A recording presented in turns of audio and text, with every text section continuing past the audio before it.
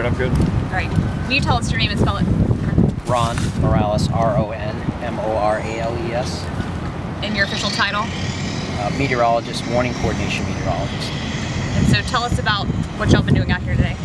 So today we've been out looking at the damage. Unfortunately, first I want to mention that we're very sorry to hear about all the damage and the injuries. It was very unfortunate. So we're out today to try to ascertain basically how strong the winds were that did the damage that we see out here today. No official confirmation yet, I assume? No, I have to go back. So we go through and we look at the damage, and then we have to go back and assess how much wind speed actually would have, say, knocked, a wall down, or taken a roof partly off, or snapped. There's bunches of snapped trees. So we have to go and ascertain how much wind speed it takes to do that. It's essentially an engineering problem at that point. What are some of the things that you're looking for specifically when y'all do these types of investigations? Yeah, so specifically when we come out here, there's a couple things we have to do. First, we have to, the idea behind coming out and surveying is to figure out how long the path is, how wide the path is, and then more importantly, how strong the winds are within the path. So when we look at a particular building, structure, home, tree, we're trying to also figure out, was it properly constructed? Was it old? Was the tree rotten? That kind of thing. So then you try to kind of, as a detective, go through and piece through how all of that must have worked to then result in what you actually see here today. How long is this investigation going to take?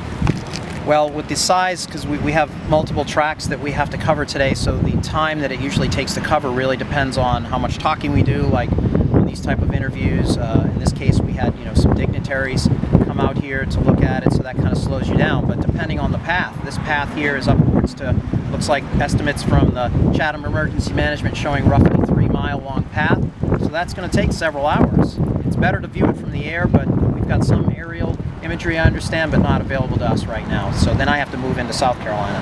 So a whole day. Do you think anything is expected by 9 p.m. or 10 p.m. or 11? I usually try to get a report out before the evening news, but I'm not sure I'm going to be able to do it this time, given the other damage areas that we have to look at in South Carolina. So the intent would be to try to get something out by early this evening, but given travel times and everything, I'm not sure. But certainly by tomorrow at the latest. It seems out of the 14 structures, this one obviously suffered some of the most damage. Does that say anything about, maybe what happened and the circumstances around? Well, one of the things it says to me is it's very isolated. And when you have a very isolated area of damage, you figure how difficult that might be to detect for us on the radar. In this particular one of the things that's very concerning on this storm is it did not look strong on the radar. That's troubling to us. We're very concerned, and we're going to look into why that might have been. So these are small, relatively small areas when you're talking about the size of the Earth, really, right? So I mean, even a 3-mile path is a pinpoint on Earth. But this most intense damage is probably less than a 1/4 mile long. Is the radar not picking it up as intense? Is that what kind of led to a lack of warning for people?